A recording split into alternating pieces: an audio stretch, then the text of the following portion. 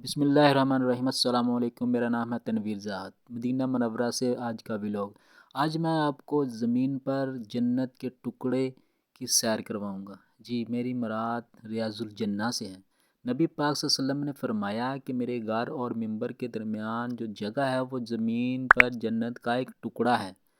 تو آج ہم ریاض الجنہ میں نفل ادا کرنے کے لیے جا رہے ہیں۔ اللہ پاک نے ہمیں یہ موقع دیا ہے کہ ہم ریاض الجنہ میں نفل ادا کرنے کے لیے جا رہے ہیں۔ یوں ہی ہم روضہ رسول صلی اللہ علیہ وسلم کے اندر انٹر ہوتے ہیں تو جو سامنے روضہ رسول صلی اللہ علیہ وسلم کی سنہری سنہری جالیاں ہمیں نظر آتی ہیں، اور جب ہم آگے جاتے ہیں تو ہمیں ایک بہت ہی پیارا گفٹ ملتا ہے۔ وہ کون سا گفٹ ہے؟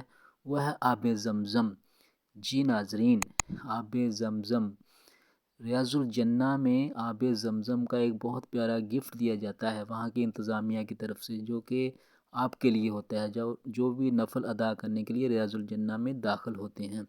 اللہ پاک سے دعا ہے کہ اللہ پاک ہر ایک کو بار بار میٹھا میٹھا مدینہ دکھائے اور آب زمزم کا جو گفٹ ریاض الجنہ میں نصیب کرے، آمین۔ جس سامنے روضہ رسول صلی اللہ علیہ وآلہ وسلم کی سنہری سنہری جالیاں ہیں، جس کو دیکھنے کے لیے، جس کا دیدار کرنے کے لیے ہر مسلمان تڑپتا ہے، تو اللہ پاک ہر ایک کو بار بار میٹھا میٹھا مدینہ دکھائے۔ یہ ریاض الجنہ میں ہم نے نفل ادا کیے۔